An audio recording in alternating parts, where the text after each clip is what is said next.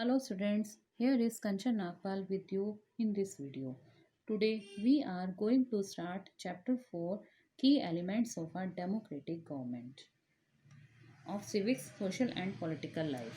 In this chapter you will read about some of key elements that affects the working of a democratic government.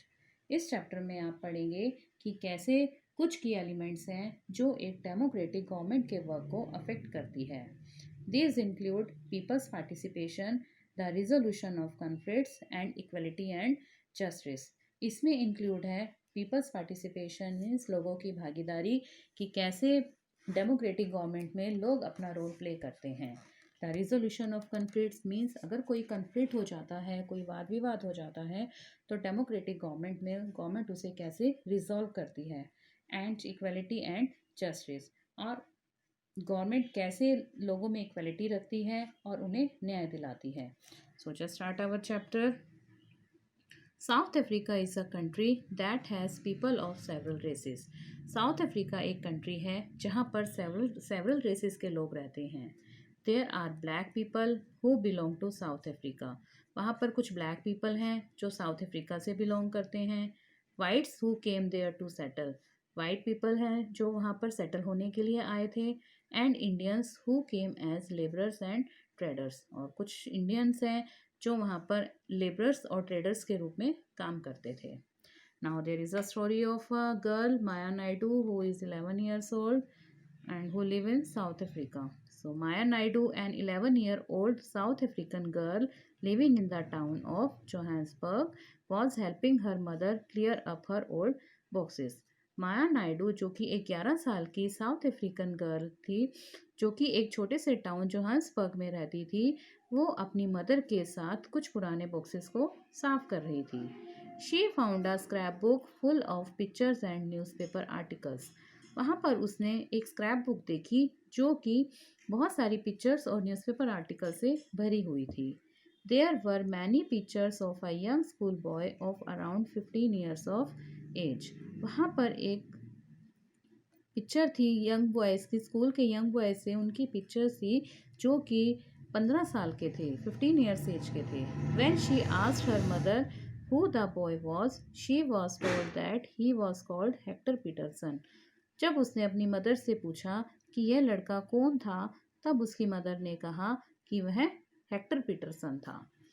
He had been shot by the police. Maya was shocked. Why? She asked. उसे police ने मार दिया था. माया shocked हो गई और क्यों, उसने पूछा. Her mother explained that South Africa was earlier governed by apartheid laws. उसकी मदर ने एक्सप्लेन किया कि पहले साउथ अफ्रीका में एक लॉ था, apartheid law. Apartheid means separation on the basis of race. Apartheid का मतलब क्या था कि लोगों को रेस के अकॉर्डिंगली सेपरेट करना, मीन्स लोगों को कलर के बेस पर सेपरेट करना. South African people were divided into white, black, Indian and coloured races. South Africa के लोगों को डिवाइड किया गया था वाइट पीपल में, मीन्स सफ़ेद लोगों में, ब्लैक मीन्स काले लोगों में, इंडियन मीन्स जो ब्लैक और वाइट दोनों के कॉम्बिनेशन होते थे उनको इंडियन पीपल कहा जाता था. एंड कलर्ड रेसेस मीन्स जब वाइट पीपल और ब्लैक पीपल की मैरिज हो जाती थी तो उनके जो बेबीज़ होते थे उन्हें कलर्ड रेसेस के नाम से बोला जाता था. अकॉर्डिंग टू द लॉ, इस लॉ के accordingly these races were not allowed to mingle with each other, to live near each other और even to use common facilities. इस लॉ के अकॉर्डिंगली वहाँ के लोगों को एक दूसरे से मिलने नहीं दिया जाता था, उन्हें एक दूसरे के पास भी नहीं आने दिया जाता था और यहाँ तक कि उन्हें कॉमन फैसिलिटीज़ भी यूज़ नहीं की जाने दी जाती थी. Maya could not believe her ears. Maya को अपने कानों पर विश्वास नहीं हुआ. Maya's mother sounded angry when she spoke about life under apartheid. Maya की मदर बहुत गुस्से से साउंड कर रही थी जब वह उन अपर्थाइड के अंडर रहने वाले लोगों के बारे में बता रही थी कि किस तरह से अपर्थाइड लोगों का जीवन जो था वो कितना मुश्किल था. She told Maya that in those days hospitals were separate and so were ambulances. उसने माया को बताया कि उन दिनों में जो हॉस्पिटल्स थे वो अलग होते थे और एम्बुलेंस भी अलग अलग होती थी। मीन्स वाइट पीपल के लिए एम्बुलेंस और हॉस्पिटल्स अलग होते थे और ब्लैक पीपल के लिए एम्बुलेंस और हॉस्पिटल्स अलग अलग होती थी। N ambulance meant for white people would always be well equipped while one meant for black people was not। Ambulance जो होती थी वो वाइट पीपल के लिए बहुत अच्छे से वेल इक्विप्ड होती थी, लेकिन जो ब्लैक पीपल के लिए एम्बुलेंस होती थी वो वेल इक्विप्ड नहीं होती थी।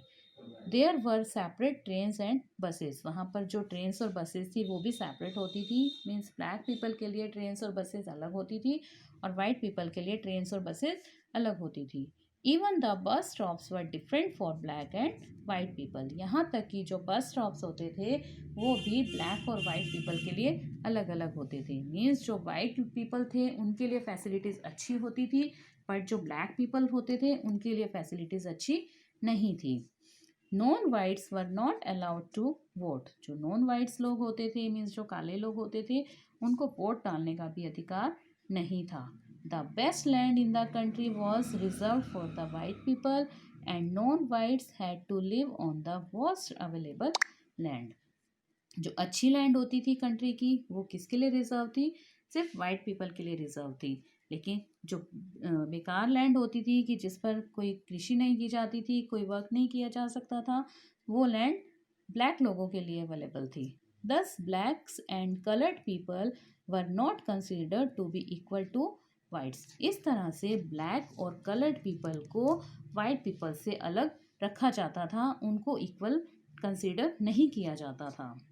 One black township was a south western township Soweto. एक ब्लैक टाउनशिप था साउथ वेस्टर्न टाउनशिप में जिसे कि स्वेटो कहते थे।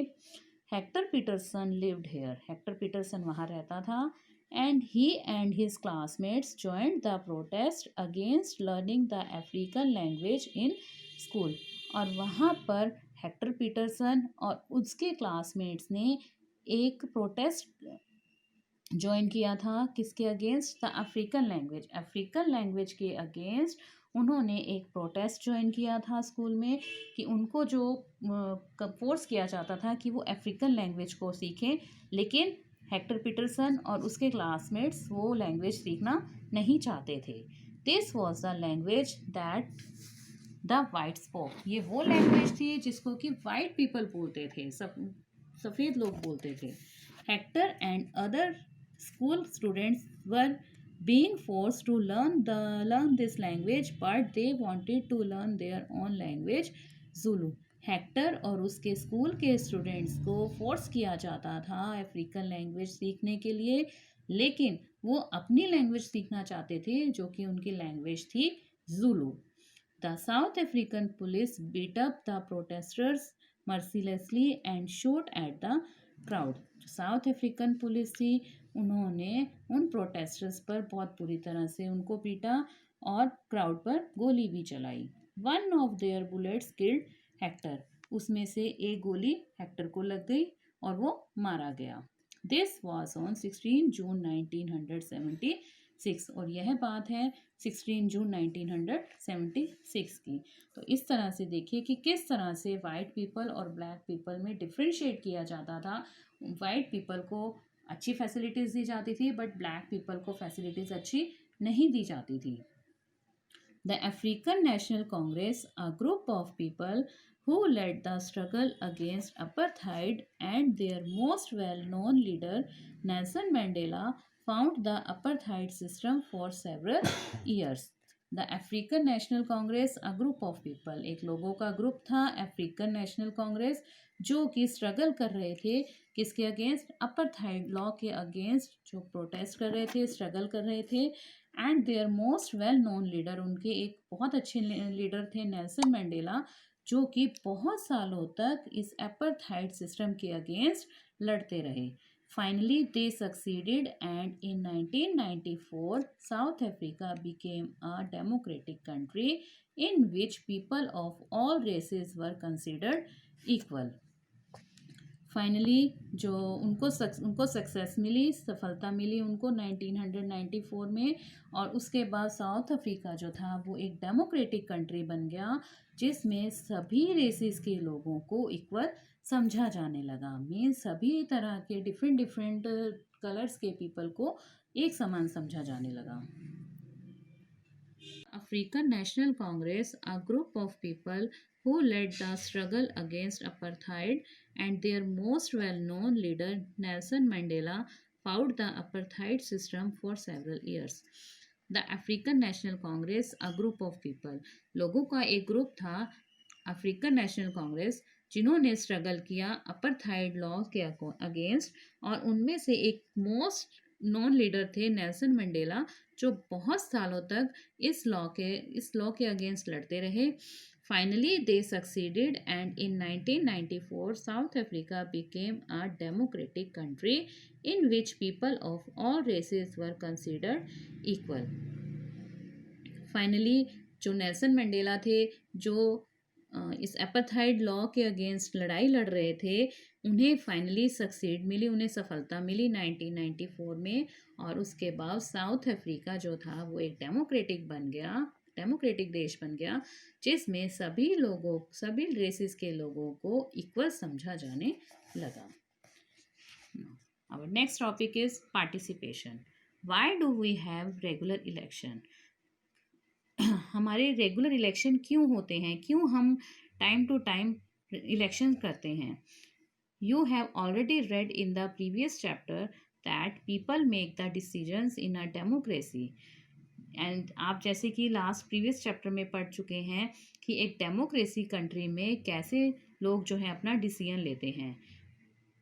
Through voting in election people elect leaders to represent them, और वोटिंग के थ्रू जो लोग हैं इलेक्शन में वोटिंग के थ्रू लोग अपने लीडर्स को चुनते हैं, अपने रिप्रेजेंटेटिव को चुनते हैं। These representative take decisions on behalf of the people, और जो वो लोग होते हैं, जो वो रिप्रेजेंटेटिव होते हैं, वो डिसीजन लेते हैं on behalf of the people, लोगों के बिहाफ पर। जो रिप्रेजेंटेटिव होते हैं, जिनको लोग चुनते हैं, वो फिर लोगों के बिहाफ पर निर्णय लेते हैं। In doing so it is assumed that they will keep in mind the voices and interest of the people. In doing so, और ऐसा करने के लिए it is assume करते हैं that they will keep in mind the voices and interest of the people.